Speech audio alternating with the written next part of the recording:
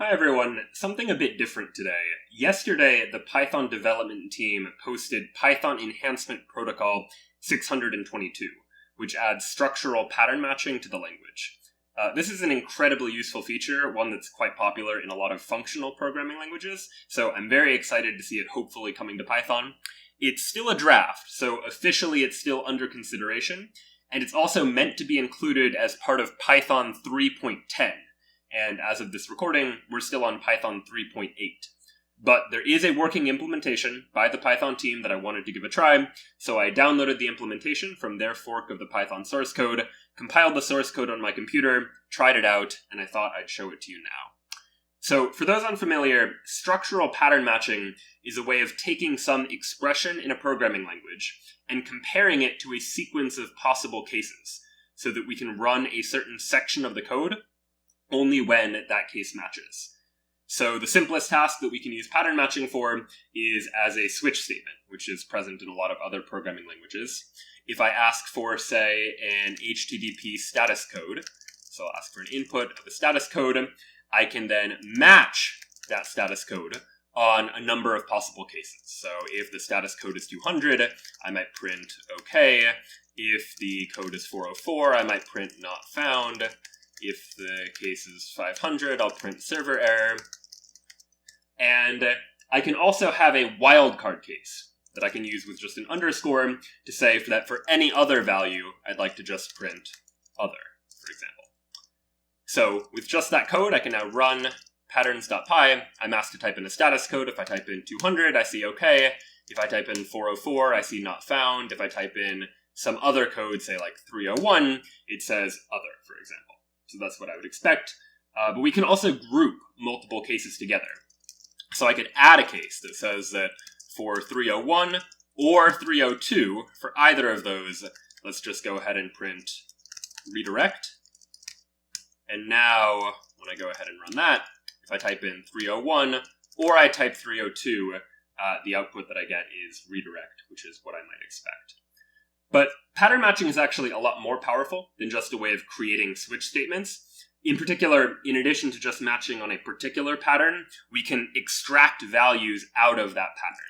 So let's say that I'm working on a geometry program that has support for 2D coordinates and 3D coordinates.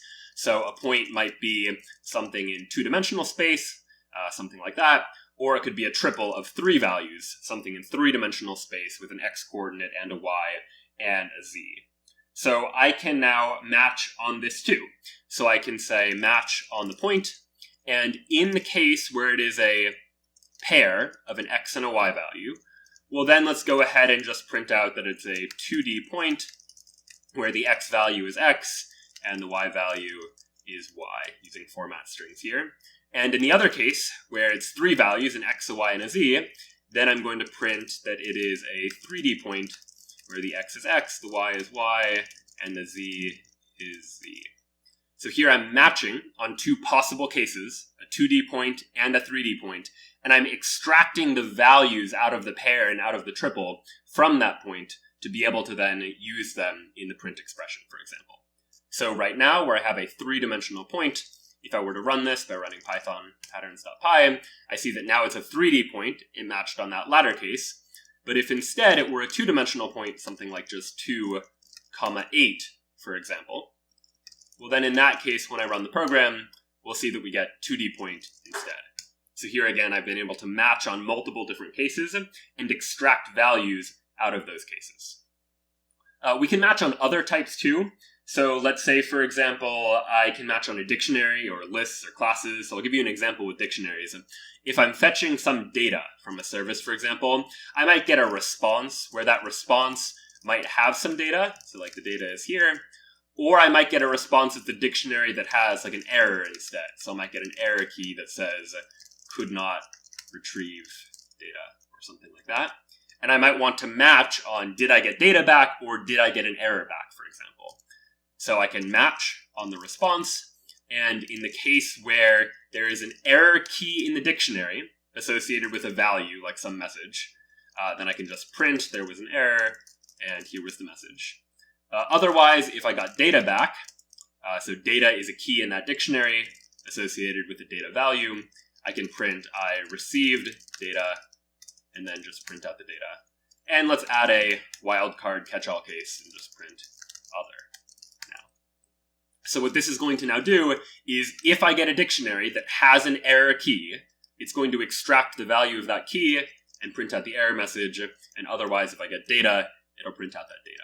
So right now, my response contains an error, so when I run the program, I'll get error could not retrieve the data, but if instead this had been some kind of data, so the data is here, well then now, when I run the program, I have now received some sort of data.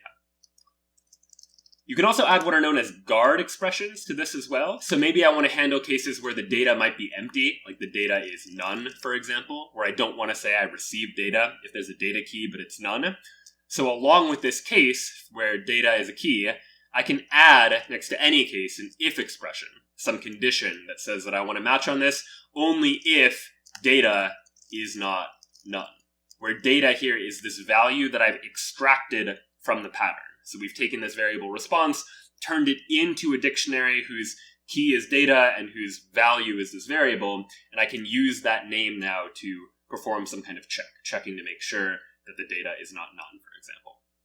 So now, because I have data equal to none in this response, when I run this program, you'll see that I get other, because that match statement didn't match because the condition turned out to be false. And just to show one more example of this, let's go ahead and write a function that gets the maximum element in a list. Of course, Python has a built-in function for this, but we can write our own version that just demonstrates how we can write a recursive function using pattern matching, for example. So if I want to get the maximum element of a list, what I might do is I might match that list and say, all right, what are the possible cases? One case is the empty list. Well, there's no real maximum of an empty list, so I'll go ahead and raise a value error in that case. I might have a list that just has one element, so some element x, which is the only element of that list, in which case I can just return x. And I also have support for wildcards within a list to indicate the rest of all of the elements, for example. So I can add a case that says, what if I have a list that starts with x, and then has the rest of the list as some number of other elements, and this star syntax is familiar from other areas of Python 2. What do I want to do now? Well, I want to check to see if the maximum of the rest of the list is greater than the current first element of the list. So I might add a guard that says if the maximum of the rest is greater than x, well then what I want to do is I want to return the maximum of the rest. But of course I don't want to say return maximum of the rest, using maximum here, because then I'm calling my function multiple times. So what I might instead want to do is just bind maximum of rest to a variable. I can say if y, which I'll set equal to the maximum of rest, is greater than x, then let's just return y. And in the other case, if we have x in the rest of the values, well, if the rest of the numbers weren't greater than x, then x must be the maximum. So I'll go ahead and just return x in this case. So here I have a bunch of different cases, some of which have guards, some of which are binding variables to values, and now I can try running this. Let's go ahead and print out the maximum of a couple of numbers, for example. And let's go ahead and run this, and we do in fact get the maximum of all of those values. So this then is a brief look at pattern matching in Python 3.10. Again, it's still a draft, and Python 3.10 is in the very early stages of development. The first alpha isn't scheduled to be released until this October, and the final release isn't expected for more than a year. But I think it's a really interesting new feature that will hopefully make it easier to clean up a lot of Python code, and I hope you found it interesting too.